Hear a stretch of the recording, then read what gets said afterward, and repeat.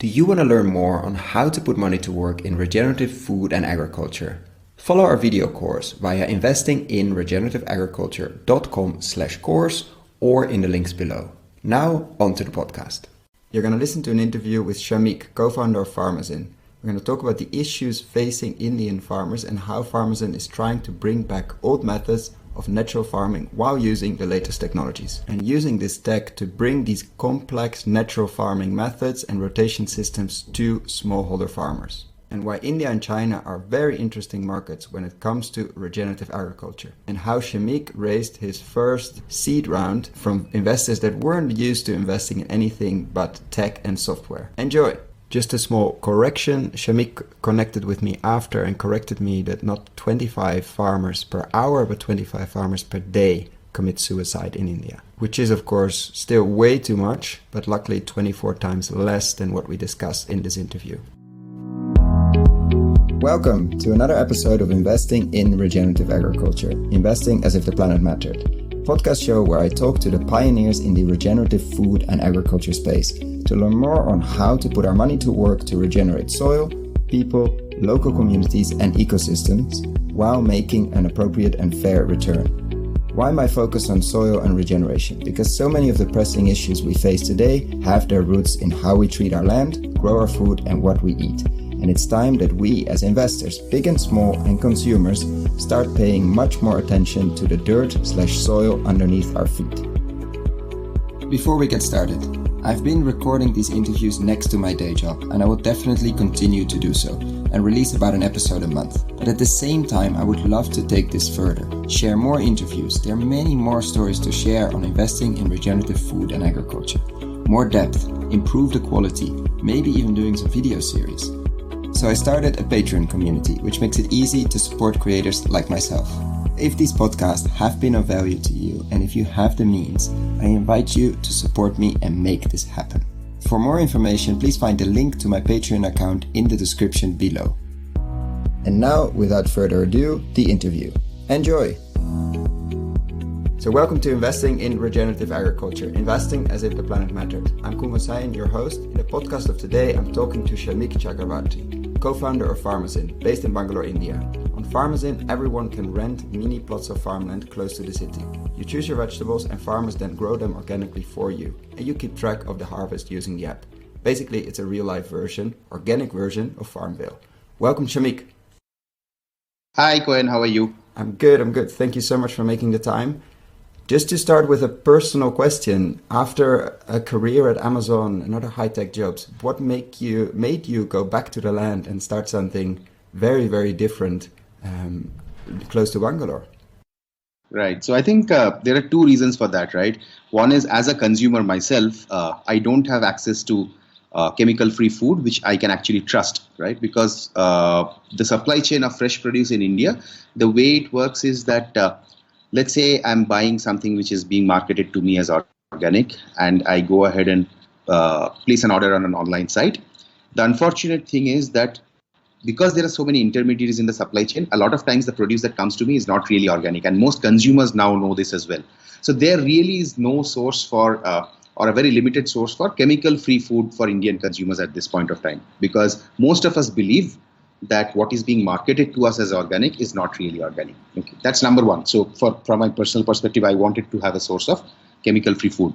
On the other hand, farmers in India have a big problem. In the next half an hour or so, as we talk to each other, probably about 20-25 farmers in India are going to commit suicide, right? And a large reason for that being income problems, and we'll talk a little bit in detail about what sort of issues they face. So that's also something that we have been talking about a lot. We read it in newspapers, we see farmers protest, etc. And we wanted to do something around this. So these are two of the reasons why we said, let's do something very meaningful. We have built a lot of technology in various different companies, Yahoo, Amazon, etc. But let's do something for India and something which actually impacts a lot of lives. Now that's amazing. And can you just, because I did a very brief introduction, but can you just walk us through what Farmizen is, what it means, how long you've been operating, and how it's going, basically? We're now in November 2017. So what's the current state of affairs? Okay, so we launched somewhere in June, so not too long back, right? About 5 months back. The idea really has been the easiest way to explain how Farmizen works is think of it as a real life FarmVille, right? So just like we used to play this FarmVille game on Facebook, and we used to get a patch of land, plant different things, then harvest them, take care of them, all of that stuff. So this is very similar. The only difference being is that you don't earn virtual coins, you earn actual vegetables, right, while doing that. Which seems much better. So consumers basically have an app which is available on both Android as well as on iOS. They use that app to control a mini farm. A mini farm is 600 square feet in size. It's divided up into 12 raised beds. There is already drip irrigation, etc. set up, and consumers pick and choose what they want to grow in each of them. India's climate kind of allows us to grow multiple different veggies all throughout the year. We don't have a very strong winter season, etc., for example, right? And in the app, they keep on seeing a bunch of updates, right? So, for example, when their tomatoes are flowering, they would get an update in the app and they would know what's happening. When it's ready for harvest, they can come and visit the farm, harvest their own produce themselves. They can also come and volunteer at the farm, etc. But very often what happens is people get busy, right? They might be able to come for 4 weekends and then there are deadlines at work, etc. So they get busy for a couple of months. And at that point of time, we would actually do a home delivery of their veggies. So we would harvest it and deliver it to their homes. The way this works internally is we operate in partnership with farmers, right? So farmers are responsible for land, labor, water, electricity, supervision, so the production aspects of it, right? While Farmizen takes care of everything else, right? Marketing, customer engagement, customer service, all of the technology behind it, and I'll explain a few bits of tech pieces that we have as well. All of the inputs, so we want to make sure that the farmers use high quality seeds, high quality organic inputs, so we supply those to them as well, right? And the deliveries. Usually most of Indian farmers would not be able to afford or even take out the time to have a delivery truck and figure out how to do these deliveries. So we take care of that as well. So it's just like, for example, when you have the Amazon marketplace, right, where sellers sell their products, but Amazon takes care of everything else, right? So it's very similar to that, where we work in a partnership with farmers. Now, the consumers have an app, right? Similarly, farmers have an app as well, right? And the reason farmers have an app is because most of the farmers that we partner with, they have typically grown maybe 3 or 4 different types of vegetables before, right? And they specialize in that. Many of them have come from a monocropping sort of a background. Whereas in our situation, it's completely multi-cropping based, right? Which means that, for example, currently in this season, we support about anything between around 40 to 50 different types of vegetables, right? So these farmers obviously do not know how do I manage, what sort of planting regimens should be used, what pests could attack each of these plants. So they don't know all of these things. So which is why we created an app for the farmer as well, right? So wow, to really take care of that education part, to go from the monoculture to 30, 40, 50 different vegetables, that's a huge step. That's correct. So what this app does is it acts like a smart to-do list, right? So it's like a to-do list for the farmer. So the farmer goes to his field and he sees, okay, there are these 5 tasks that I need to do today. There's a new customer who has come in. I need to plant on bed number 1. I need to plant tomatoes. On bed number 2, I need to put broccoli. Bed number 3, I need to put kale, right, etc. Then they see, okay, that was the planting task. Okay, after 2 days, we need to put a microbe inoculant into the soil, right? So I need to start preparing it. And I'll tell you a little bit about how we try to create these microbe solutions, etc. And we try to do them in a very natural way rather than actually buying a lot of inputs from the market. So we tell them what is the formula for creating that, right? And what they need to do. So it not just helps them in terms of figuring out pests, diseases, planting regimens, but it basically gives them a very structured to-do list. Remember, a lot of farmers in India are not even literate, right? So, which means that our app needs to be extremely simple. So our app basically has voice support, so they could click on an icon, right, and it will basically read out the instructions to them in their language. That these are the 5 things you need to do today. Once they do that, they click a big green button, and the update goes to the consumer, right? So the consumer knows my plants have been watered today, de-weeding has been done.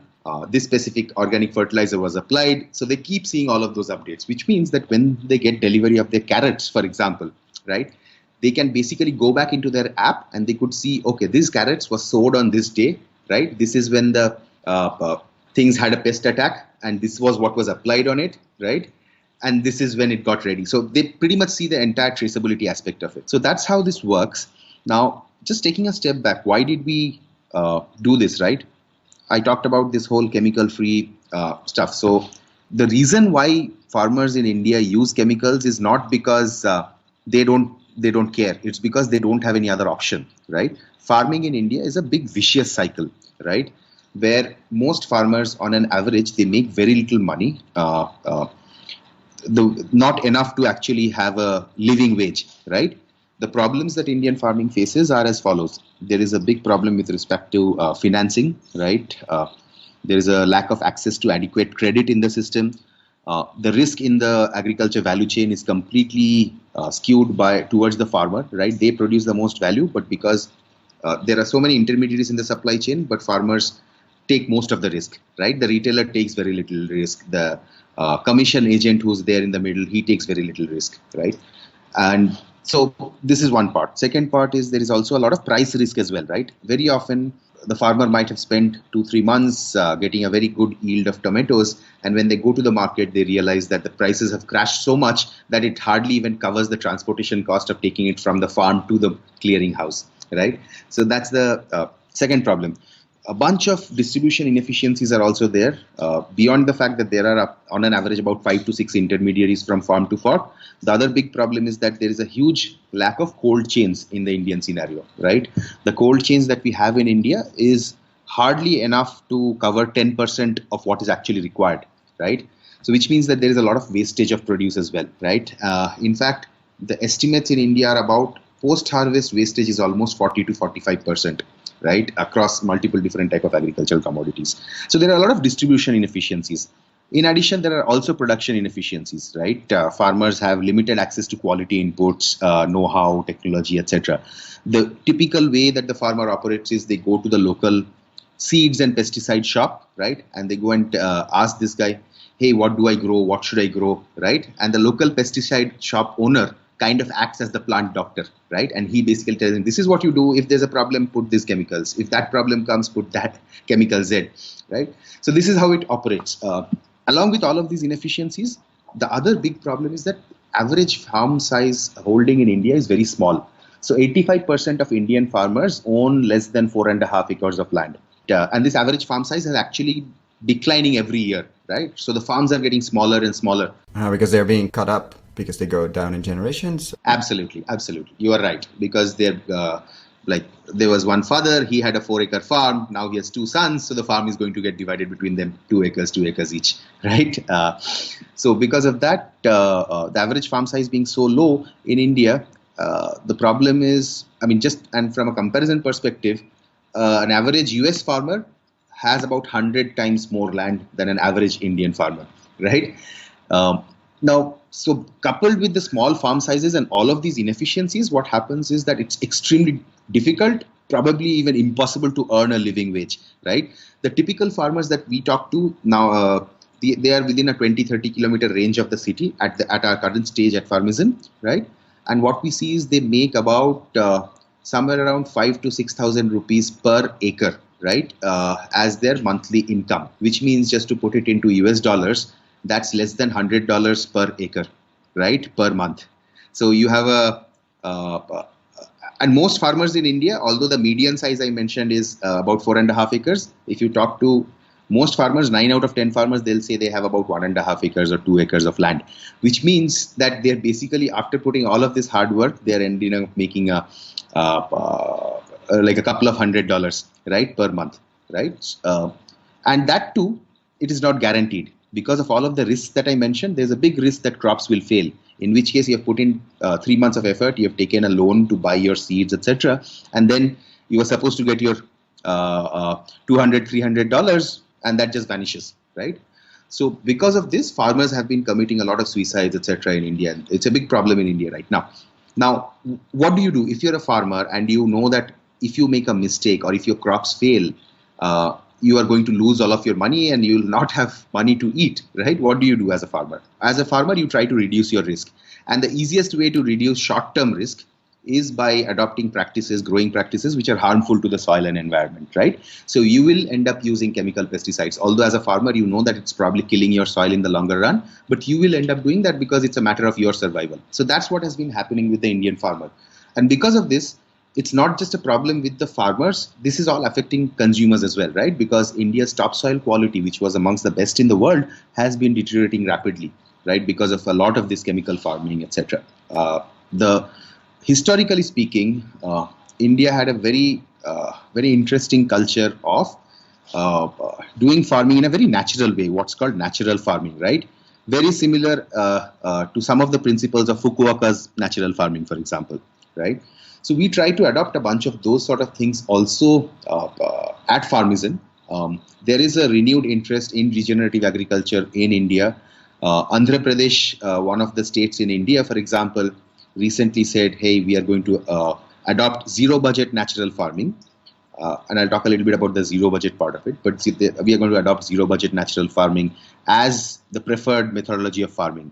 There's another state in India, a very small hill state called Sikkim. Sikkim has become the first organic state, right? So everything that's grown in Sikkim is completely organic because the government does not allow anything inorganic to be sold in terms of imports, etc. Right? So some of this is already changing, so which is good. But we wanted to kind of participate in this process of reviving Indian agriculture in a way which is fairly sustainable, right? So that's the way this thing works. Did that answer your question? Yeah, definitely. And it raises obviously a lot of other questions. I think the mission is enormous, extremely important, and at a very interesting time. I mean, the focus in general, I think, on food and quality and what actually is in the food you're eating, plus transparency and what now is possible with technology puts you at a very interesting moment.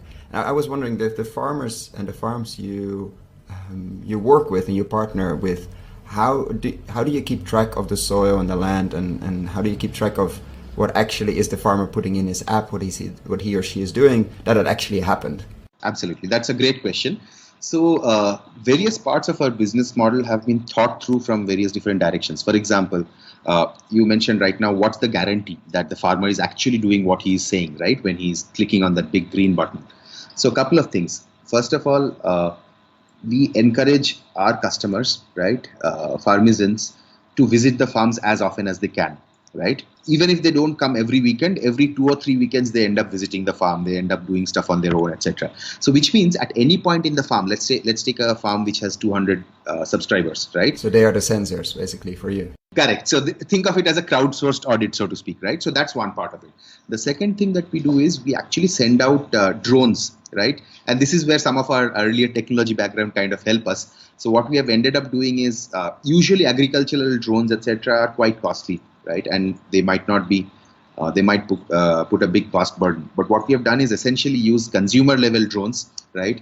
And we have built some technology on top of that, which helps us monitor a lot of these things, right? So we send a drone out to the fields every 3-4 days. What that does is it takes a fairly high resolution image of all of the mini farms in the farm, right? And these are all individual beds as well. So for example, if you have 200 subscribers, that's 200 into 12, 2,400 different raised beds in which crops are growing. So we get all of these high resolution images of each of those beds, right? Those get uploaded to a central server. Our horticulturist or / agronomist who sits in our office, he basically gets to see all of those images on a daily basis, right? So now let's say a farmer has marked in the app saying, I have done de-weeding, right? Usually in natural farming, when you are not using weedicides, etc., weeding is a very large part of the effort. It will take 20-30% of the effort easily, right? So the farmer has said, hey, I have done de-weeding on this side of the farm, but the horticulturist could see it and he could see weeds in the picture, right? So he knows that, okay, what he said is not what is being done. So then he can intervene. So these sort of things. Also, this allows us to monitor things like growth stages of the plant, right? Yeah, and to adapt your coaching app for the farmers, of course. Not just because if they don't do something, but maybe some of the growing is going differently than you imagined. So we can intervene immediately. So that's the second aspect of how we try to monitor this. Third thing, and this I think I have not highlighted so far, and this is actually the most important aspect of it, is that our business model is a subscription-based business model, right? So consumers pay $2,500, about $40 per month. Consumers pay, which includes everything, all the deliveries, all the inputs, their renting of the farm, whatever, right? Now, because of that, farmers are assured of an income every month, right? So they have zero incentive to apply chemicals or take short-term measures, because essentially the consumers are taking a large part of the yield risk on them, right? So thereby the farmers do what is right for their soil. See, end of the day, farmers are a lot more sensitive to the fact that the soil needs to be alive and good, because their livelihood depends on it, right? And they have seen too many instances of soil fertility going down over time, right? It's a real partnership with aligned incentives. So, which is why, because of these incentives, there is basically no reason for farmers to do anything which is outside the system, because they get paid based on inputs, not based on outputs, which is a fundamental shift from how agriculture always has happened, right? No, definitely. And to give a state of just to do a picture at the moment, the end of November 2017, how many people, of course, if you're okay sharing and share to the level of you want to share, how many farms, how many people are on the platform? Sure. So right now, we are just at, I think, 5 farms right now, right? A few more are launching, right? And we are at about 350 customers right now. Our target is to reach about 2,000 subscribers by January. So that's happening. We are not demand constrained right now.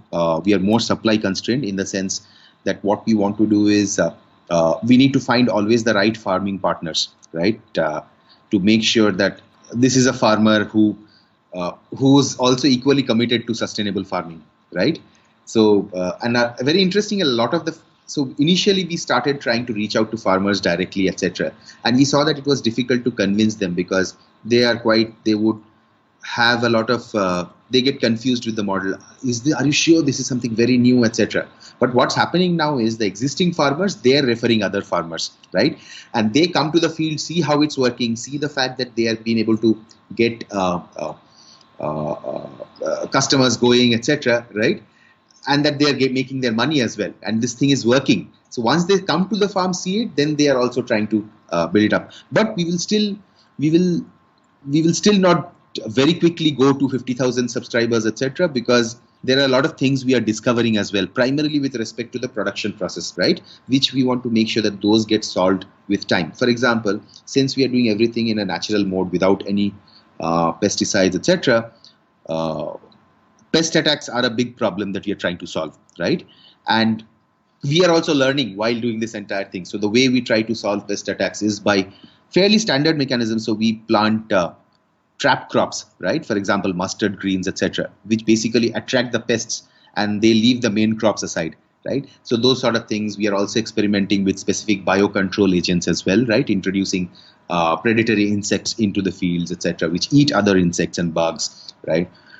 We also do a bunch of different things, for example, and some of these are very specific to India as well. For example, we have this flower called marigold, right? And we plant a lot of marigold between our beds, because not only does it attract pollinators, but it also ends up, there are alkaloids in the roots of marigolds which repel a lot of pests, right? So there is a lot of learning that's happening at our end as well. So our farmer app, we are updating with all of these things. So we want to make sure that we grow gradually, not grow absolutely suddenly with a lot of. So we see a lot of consumer demand though, and usually what happens is there is some level of virality in how this proposition works, right? Once a consumer starts getting his produce, of course, it's amazing to share. Like right, the vegetables from my farm just arrived. Of course, I put it on Instagram. Yeah, absolutely. So so we haven't. We just started. In fact, we just started experimenting with advertising, etc. Maybe have spent like $100 so far, but otherwise, so far, all of these customers have clearly come through word of mouth, and one existing customer introducing another customer, right, and telling them, "Hey, I'm going to the farm next time. Can you come?"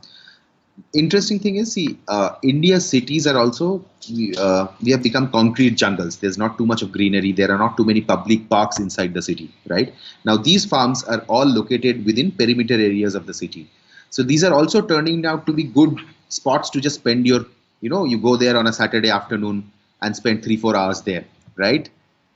Maybe do a picnic there. So these are also starting to develop as those sort of spots, just green areas where you like to spend your weekends at, because of a lack of public parks in the city.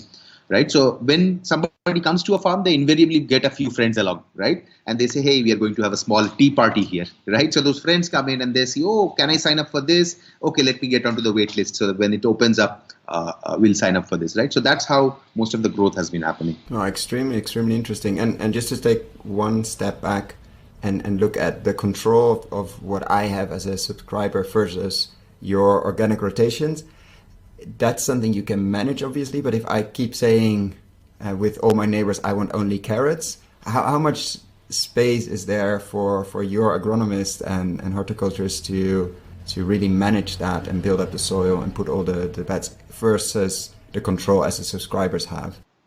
Sure. So if I understand the question, what you're saying is that can they grow multiple different things in different beds, or do they grow just one thing? Is that what you're asking?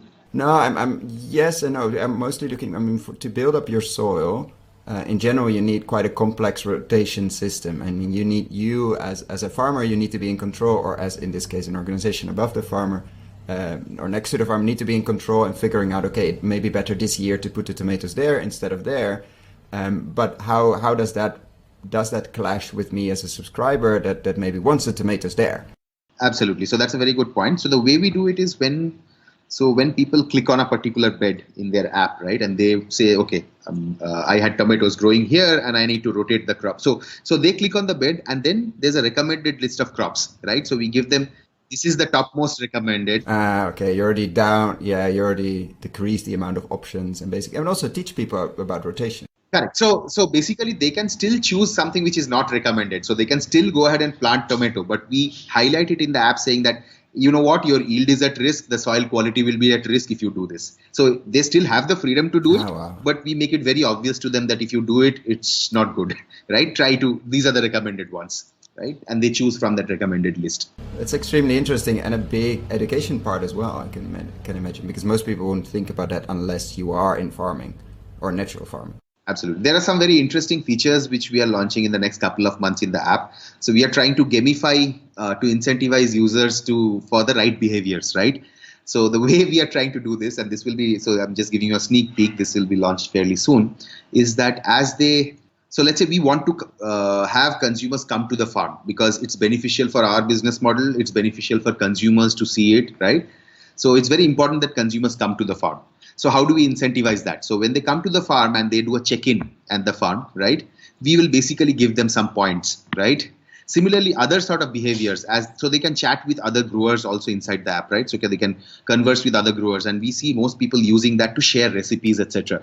Because many people are also discovering new types of vegetables, and they are like, okay, I'm going to plant this, but what can I make out of this, right? So people use that the in-app chat to share a lot of recipes, etc., with each other, and in general discussions, learning about farming and things like that. So we want to encourage conversations there as well, right?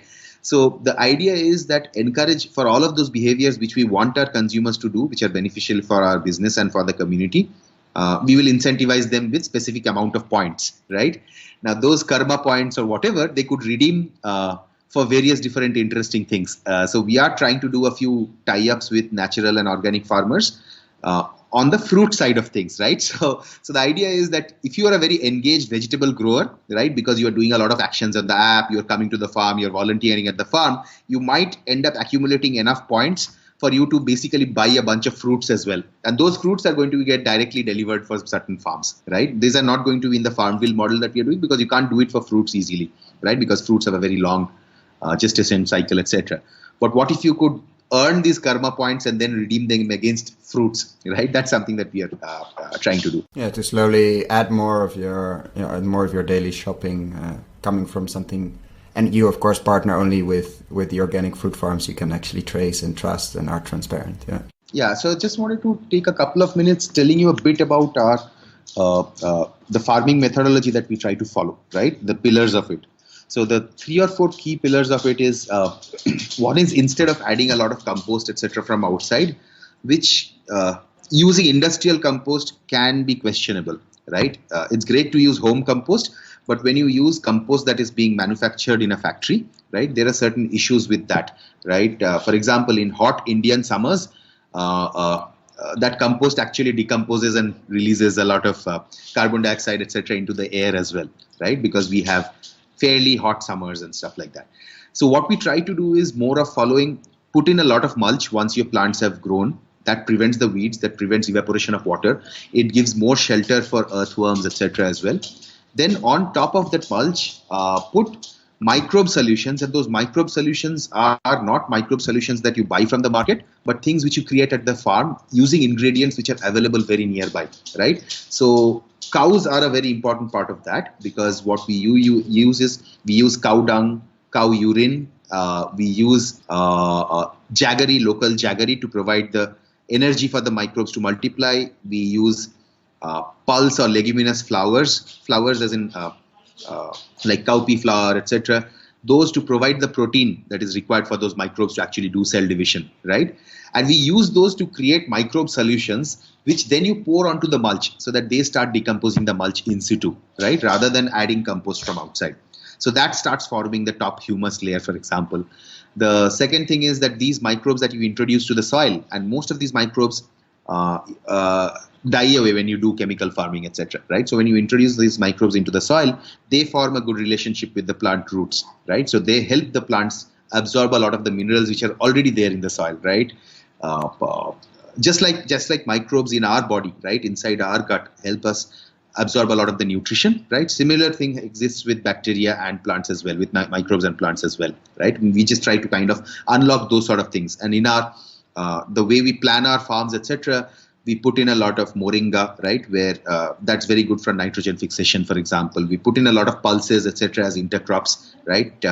Those kind of help do, again, a lot of nitrogen fixation. So what we are essentially, our philosophy is that nature already knows how to grow things. Let's just give nature a toehold and get out of the way, right? That's what we try to do. So we don't try to add too many different inputs, only just as is necessary. When you talk about pest repellents, for example, again, you could use things like neem oil, etc., which you can buy from the market, or you could choose to make some of these insect repellents, right?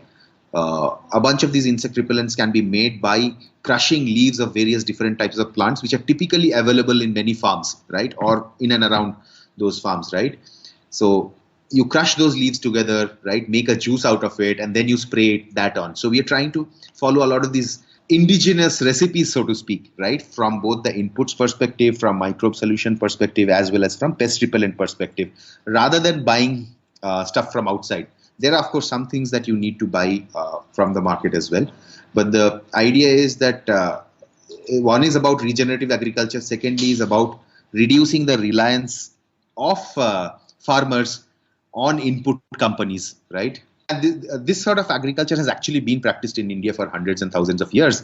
It's just that in the last 30 or 40 years, we have kind of forgotten about a lot of those and tried to take systems from outside which were not really meant for our small farm situations. Yeah, you're basically, I mean, looking back at the history of farming in India, this last 30 years was a very small bleep in history, and now hopefully in the next 10, 20, 30 years, you move back with all the technology you have now, obviously, to the natural, and this gets very close to the zero budget farming, but actually done in a high-tech way, and done in soil measurements and soil technology that we have now, obviously. That they probably knew in the time before, but we've lost that sort of sensitivity to reading the soil. Correct. So basically, the way we think about it is that we need to use technology to improve things, etc. But let's also not forget what worked in the past, right? And try to combine them together. Very, very, very interesting. And what's your vision in terms? I mean, you're building up, you're adding new partners, obviously. But what's your long-term vision for this company? Is it going beyond vegetables? Are you going to add, maybe at some point, are you going to add fruits? Are you going to go to a more perennial system where trees are part of it? Is there a meat part or dairy? What are your ideas? So I think we definitely want to focus only at this point of time, at least in the next couple of years, only on the fresh produce side of things, right? But there are essentially what we are about is connecting consumers to farmers and making consumers a part of the production process itself, right? That's essentially what we are trying to do.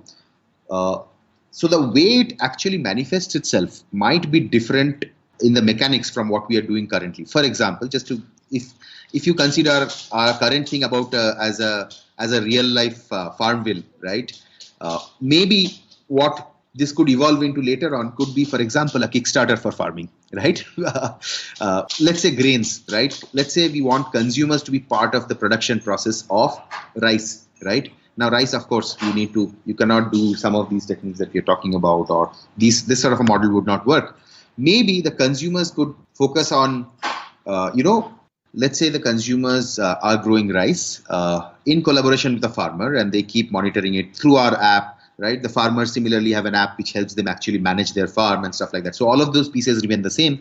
The difference being that now that, let's say, 2 tons of rice have been created in that farm, we provide the market linkage part of it, right? And we get that rice to the market. Some of it we deliver to the consumer for his personal use, but the remaining gets sold and the proceeds get distributed between the farmer and the consumer. And maybe we take a small cut out of that, right? This is one model that this could evolve into if we choose to grow into things beyond fresh produce, right? Our immediate plans, though, are for the next couple of years, we just want to get to 5 or 6 cities in India, get to 20,000 subscribers in each city. So about, let's say, 100,000 subscribers, each paying $40-50 per month. That's our initial plan, right? Once we get to this, then we will think of how do we expand into other things. I don't think we will get into meat or dairy, etc. It's a very different business, right? So I don't think we'll get into that. Oh, and of course, with the size of the market and the size of the issues you mentioned before, just in fresh produce, there's a lifetime of work to do. So I don't want to distract you, but I'm just interested in the vision. I'm very interested in what you mentioned before on the sort of Kickstarter of farming, because new models like that could fix a lot of the issues you mentioned before, take out some of the incentives that are really destroying soil, destroying farmers' life, and of course destroying our health. So that's interesting to hear that there's at least a thought, and at some point probably also the time and the resources to do that. So the other interesting thing, because you bring up the dairy, etc. part of it, see, I mean, if you talk to folks who work with the environment, etc., right, a lot of them will have a lot of comments to make on how the dairy industry has played a big role in destroying our environment, right?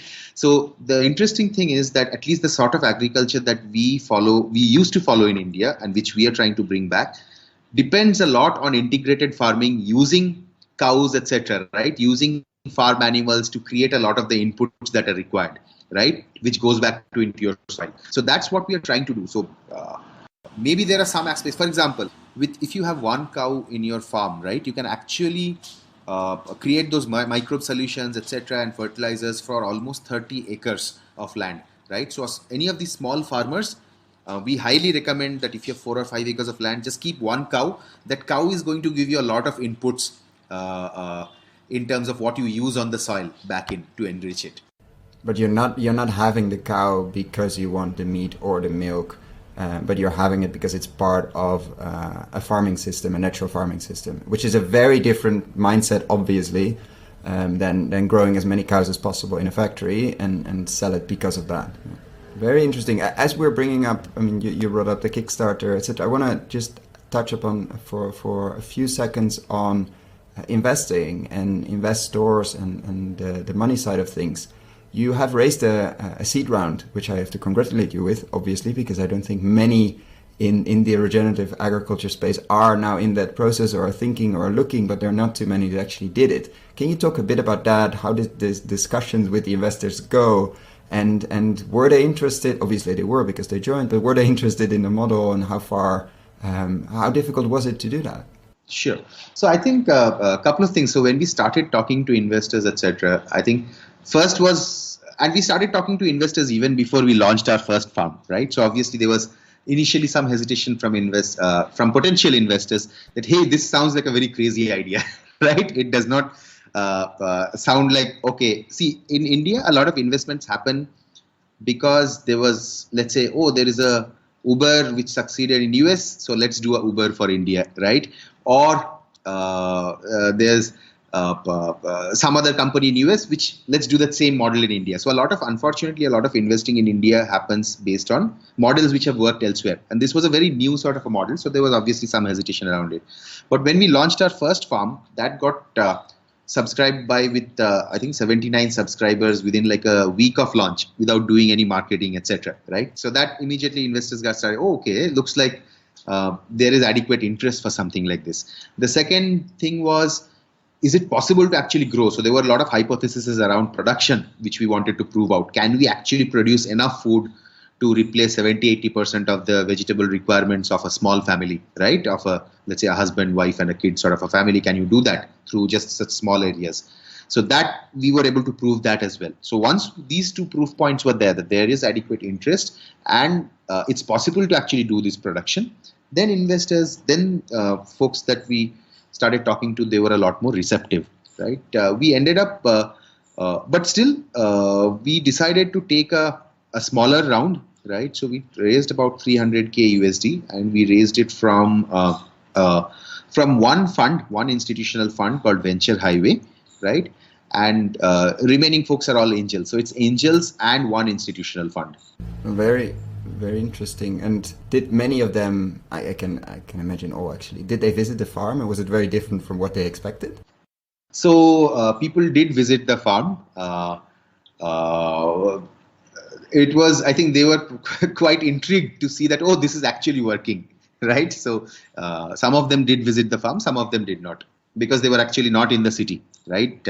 Some of them are based from Delhi and we are in Bangalore. Yeah, no, that's it. And I can imagine it's been a while for many probably visiting a farm, especially one that's working and also producing a lot more than the typical small acre farmers. Yeah. Very interestingly, because obviously we were talking to investors, etc., before launching the first farm.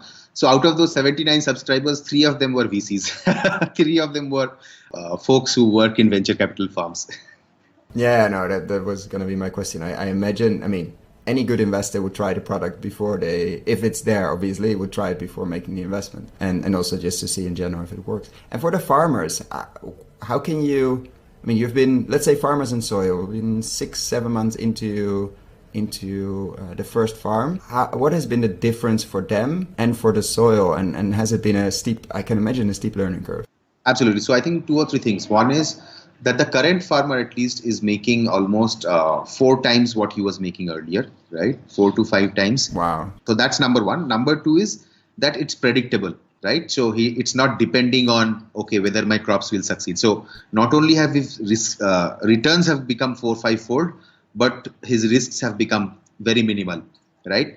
The only risk that he faces is that, oh, maybe things don't work out well, and maybe subscribers cancel, and there is some time period where not all of my mini farms are sold out, right? So that's the only risk that he faces, which has not turned out so far. So far, that farm has been always completely sold out, etc.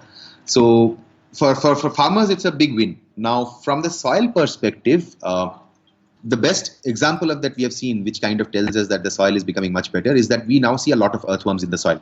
Earlier, we couldn't find any. Right. So this specific farm, what was happening is that this was left uncultivated for some time, for a couple of years. After that, millets were being grown in it. So one of the issues, right, and this is something important to talk about as well. I was mentioning that we curate specific types of farmers, etc. Right. So ideally, we want to work with land which has not been used for some time, or things like millets, etc., have been grown, because millets is a very hardy crop. It's a grain crop. It's a very hardy crop. So nobody uses pesticides on them, right?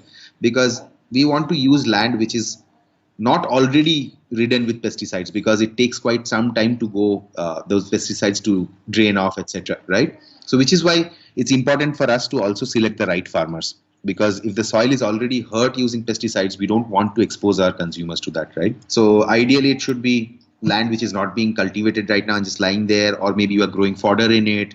So it's usually lower quality land which we then start enriching, right?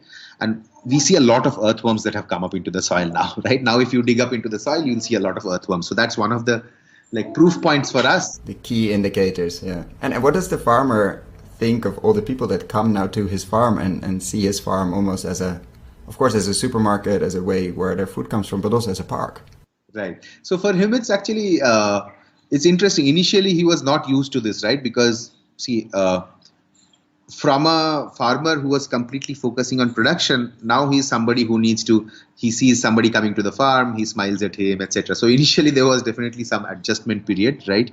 where he had to also learn that, okay, folks are going to come visit my farm, right? Because so far it was my farm, I do whatever I do here. So there was definitely an adjustment period around that.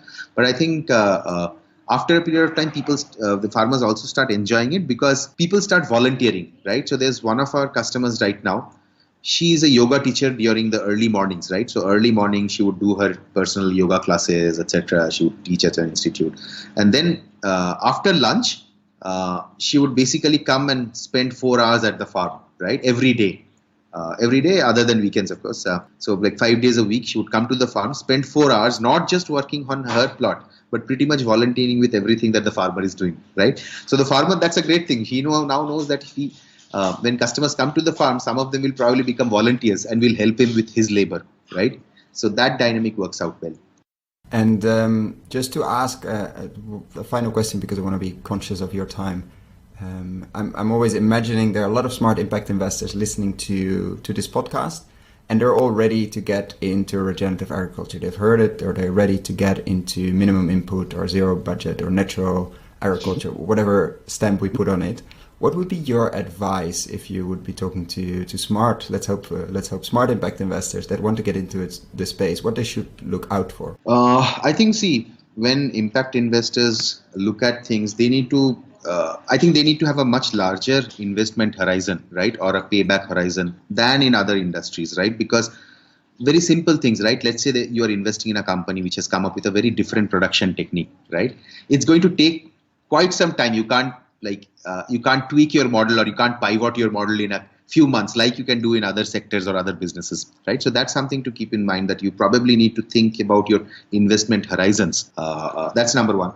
Number two, I guess, I think both India and China are actually very interesting markets to look at from regenerative agriculture point of view, because of a couple of things. One is that the soil quality has been deteriorating rapidly in both of these countries, right? Second is also the fact that both of these countries are kind of a little trust deficit countries, right? Where consumers don't trust, even if something is mentioned as organic certified, etc., right?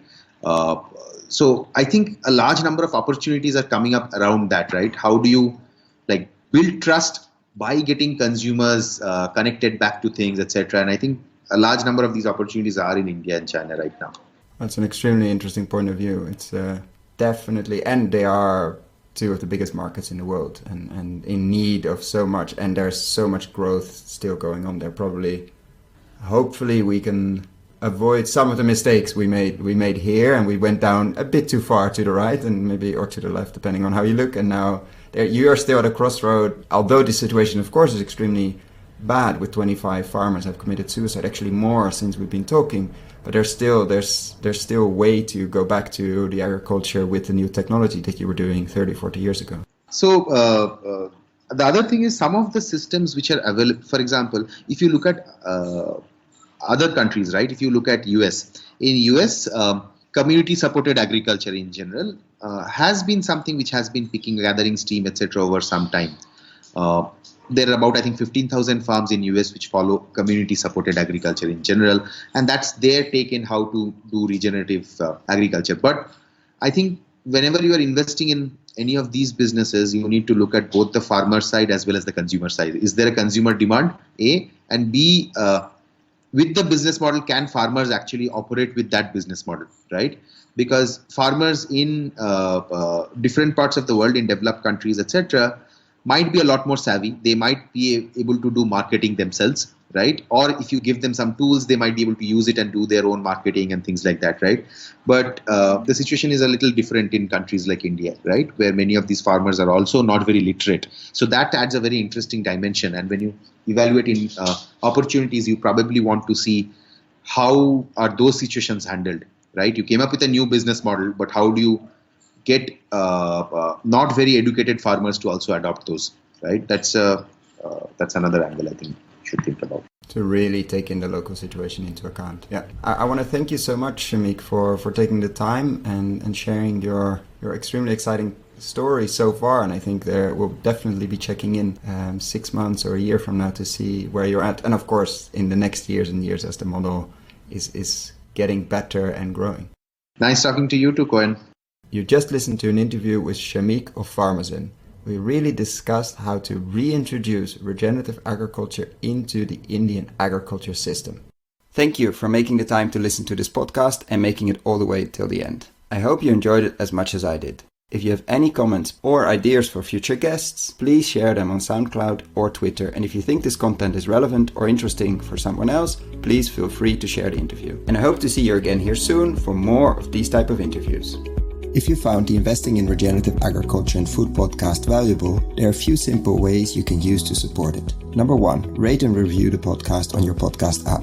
That's the best way for other listeners to find the podcast, and it only takes a few seconds.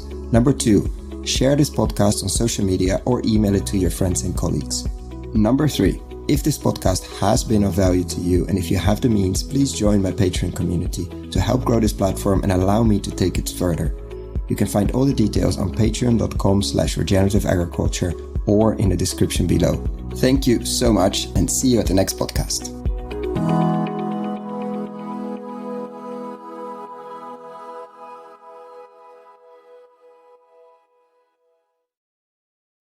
Dear friends of the podcast, I'm super excited to share with you the online video course Investing in Regenerative Agriculture and Food. How to put money to work in regenerating soils at scale and growing a lot of tasty food while doing it. Why are we doing this course? After 100 interviews and more than 100 hours of audio asking the question how to put money to work in regenerating soils, and I've been following the space since 2011 and recording these podcasts since 2016, we thought it was time to share our lessons learned. What have we seen in the space over the last years? How have we built our decision-making framework? What to focus on with the podcast? How have we picked interviewees? And what questions should you ask? What is happening in the space? What should you read? What should you listen? What should you watch? How to approach this space? For whom is this course? You, the soil builders and investors in this space. The soil builders, people working in this space, entrepreneurial farmers, fund managers, vehicle builders, crowd investing, platform builders, agtech companies, farm-to-gut food companies, permaculture, keyline designers, holistic management consultants, etc., etc. People that are building soil at scale. And the investors who are putting their own money to work through their family office or as private individuals, or people who are putting other people's money to work through foundations, institutional capital, banks, insurance companies, etc. Is this course free? No. This is pay what you think it's worth. Meaning, I have no way of knowing what this course will be worth to you. And I'm very aware that among the listeners of this podcast, we have people with very different means. So I'm inviting you, if this course is creating value to you, and if you have the means, to consider paying what you think it's worth. Thank you. So what is this course? It's currently a series of 17 videos, mostly ranging from 10 to 15 minutes, plus PDF slides, so you don't have to ride along. We're gonna look into why invest in regenerative agriculture and why extractive agriculture is so risky, how to invest, what kind of frameworks you could and I think should build, what to invest in, what kind of co-investors you could find, or what kind of investors you could find if you're a soil builder. Every lesson will have a digging deeper part where I will share what kind of reports, what kind of interviews, what kind of videos you can look into if you want to dig deeper. We're going to look at nutrient density, landscape design, and a lot more. So what is it not? It's not a list of investable deals. Unfortunately, that doesn't exist in this world. We're really at the beginning of the regenerative agriculture and food revolution. It's also not investment advice. Before making any investment, please find professional investment advice. So get ready, get a cup of coffee, a cup of tea, or whatever you're drinking. Click on the link below, sign up, and I'm really looking forward to your feedback.